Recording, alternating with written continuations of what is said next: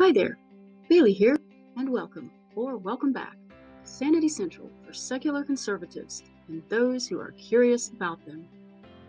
Originally, I had something different planned for this episode, but then I was reminded that it's Pride Month, so we're going to take a detour. I remember when June was the month for celebrating weddings, graduations, Father's Day, and the first day of summer, at least in the Northern Hemisphere.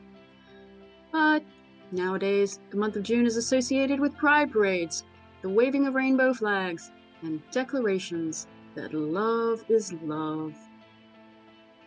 I suppose love does equal love, in the most basic, fundamental A equals A, everything is equal to itself kind of way, but that's so blatantly obvious that most people wouldn't feel the need to point it out. Of course, most adults, whether willing to admit it or not, are fully aware that the word love, in the context of love is love, is a euphemism for sex. So, love is love really means sex is sex. More specifically, any version of sex between any two or more people is equal to any other version of sex between any other two or more people. I disagree. Firstly, sex and love are not the same thing, although they go great together, like peanut butter and chocolate, and I highly recommend them in combination with one another. Nevertheless, love and sex are not the same thing, and getting them mixed up can have devastating consequences, like the double whammy of a disaster that would occur if peanut butter and chocolate were to be mixed up when medicating both one's dog and peanut-allergic child. While love need not have any boundaries, and people should be free to love whomever they love, when it comes to sex, there must be rules.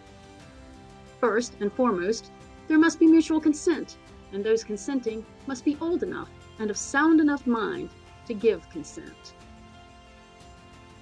Furthermore, there needs to be a rule against incest to reduce the risk of genetic disorders, as well as guidelines to prevent the spread of sexually transmitted diseases. Precautions need to be taken to reduce, or better yet, prevent the likelihood of untimely pregnancies, and infidelity should be against the rules as well, at the very least, to prevent paternity confusion and jealousy-induced violence. And that's only a half a dozen of the more obvious reasons for sex rules. Secondly, heterosexuality has always been and shall forever remain the hegemon of sexual orientations. This is because, regarding all sexually dimorphic species, including humans, sexual relations between members of opposite sexes is the way in which the species is propagated. Heterosexuality is the normal, healthy result of the natural selection aspect of biological evolution. If any sexual orientation is to be celebrated, heterosexuality should be that one. Moreover, as I pointed out in the previous video, having two parents, one of each sex, is the best way to provide children with the proper yin-yang balance of examples for them to follow.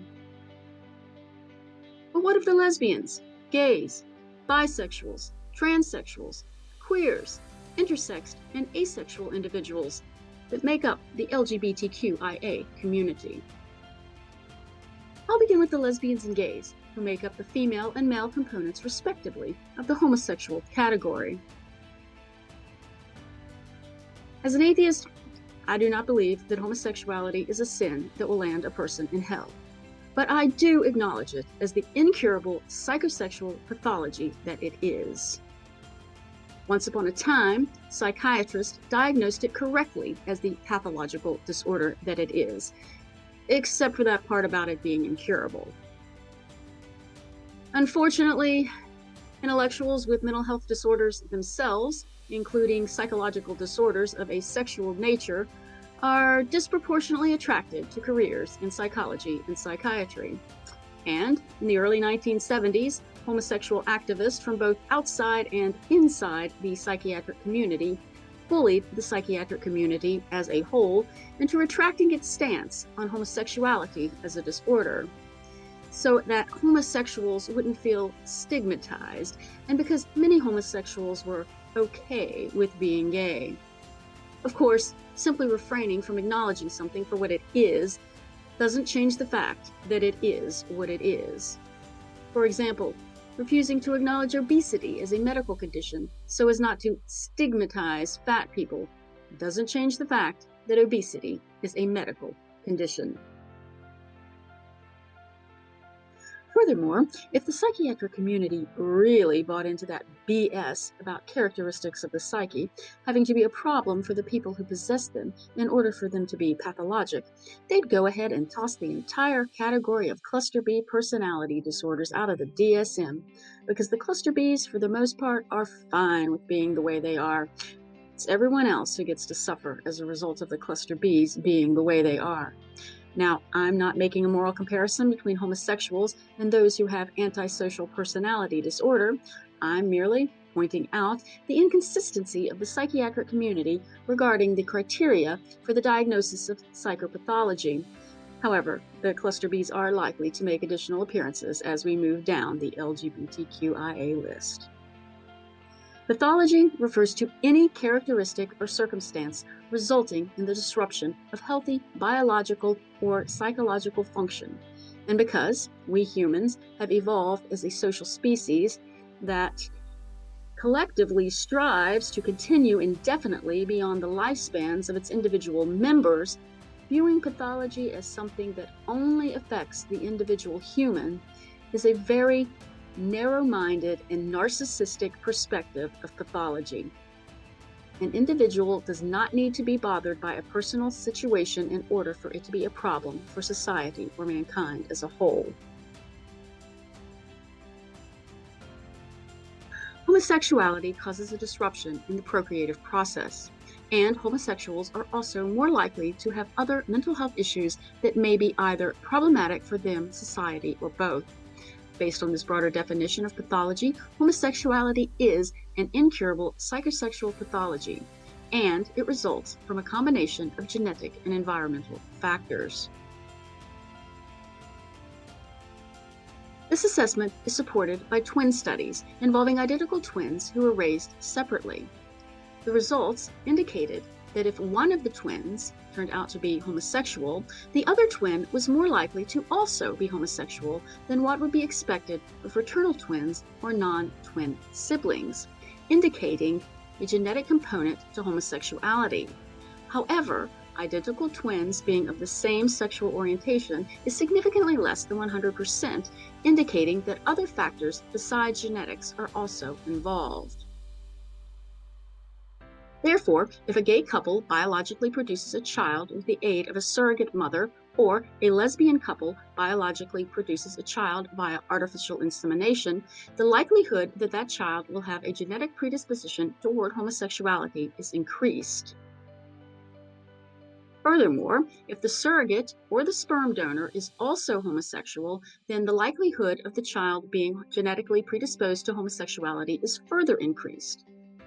Of course, even if the child does inherit the genetic predisposition for homosexuality, then he or she must also experience the environmental factors that are conducive to homosexuality as well.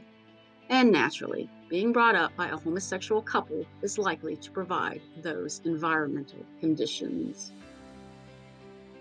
While historically the nature of homosexuality in and of itself has led to the percentage of homosexuals within society at large being very low, in recent decades, it has become more acceptable and even fashionable for homosexual couples to have children, whether biologically or by way of adoption.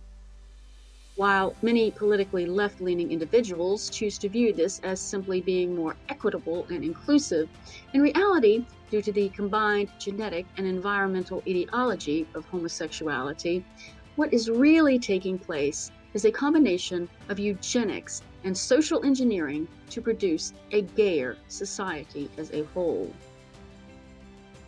Although both the biological production of offspring and parenting of that offspring by homosexual couples provides the greatest likelihood of the offspring themselves being homosexual, adopted children who are parented by homosexual couples will also be at greater risk of becoming homosexual, because even though their genetic predisposition is unknown, the environmental factors for homosexuality are more likely to be present.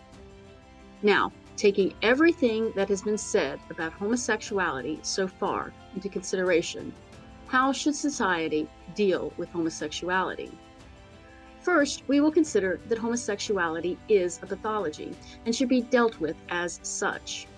As a civilized society with an understanding of the nature of pathology, we do not punish people for their pathologies, nor do we celebrate pathology. We have empathy for those with pathologic conditions. And none of us are perfect. We all have multiple things that are wrong with us, ranging from the minor to the severe.